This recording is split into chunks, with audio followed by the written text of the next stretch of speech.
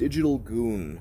Question for me. Do I have any tips on how to grow on YouTube?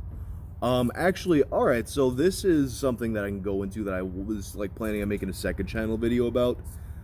The biggest thing is, like, having a session start, which is, like, when someone goes to your YouTube video. Like, say I link it to you on Twitter, and then someone clicks on it, and then they watch your video, and they watch a bunch more videos. That's like a whole session, and it's not just the amount someone watches your video that YouTube takes into consideration, it's the amount someone who starts on your video spends their entire session on YouTube. So if you are creating sessions where people are going to be spending a lot of time in one sitting, where, you know, watching one of your videos leads to them watching like an hour or more of content on YouTube, the algorithm is gonna really, really like that.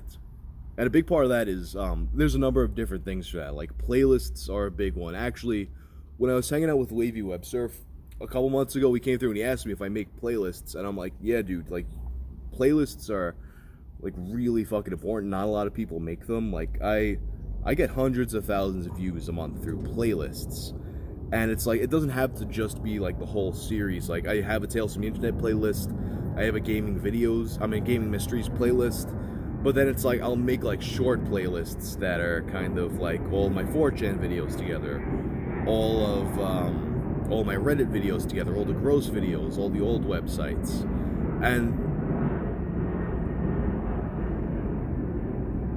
like, even like basically then you're creating a thing where people are going to be watching that in like one long ass sitting. And not only that, playlists in and of themselves are discoverable. Like, people can search for something on YouTube, and then instead of an individual video coming up, you'll have a playlist come up. And then even it's like, you don't even necessarily have to bring people back to your videos either. Like, something I've been experimenting with, it was actually Q-Star who, like, got me thinking about this, because he had linked me in the end of one of his videos, and I had already, like, known about, just the, like, you can link someone to any channel on YouTube as long as it makes the session, like, be longer. It always helps your channel, even if you're sending them off your channel but still on YouTube.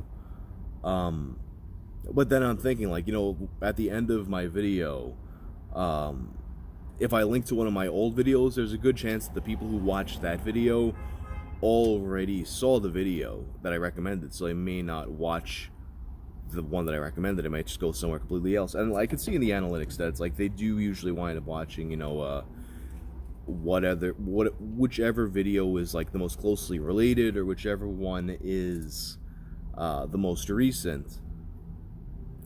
But I think there's a good chance that someone linking to other people's channels at the end of your video might go a long way in, like, making a session be bigger. Because, like, say you shout out someone who has evergreen content, and then you send them to their channel after they watch your video, and they sit down and binge watch the entire fucking channel, say, then it's like, oh, like, people are finding this video, and then they're spending a couple hours on YouTube. Let's keep on recommending this video. But they don't really show you, so you don't know for sure. It's very hard to tell from video to video which thing you did is actually the thing that made it do better or worse. Like, sometimes it's just a topic that people care a lot about or don't care a lot about.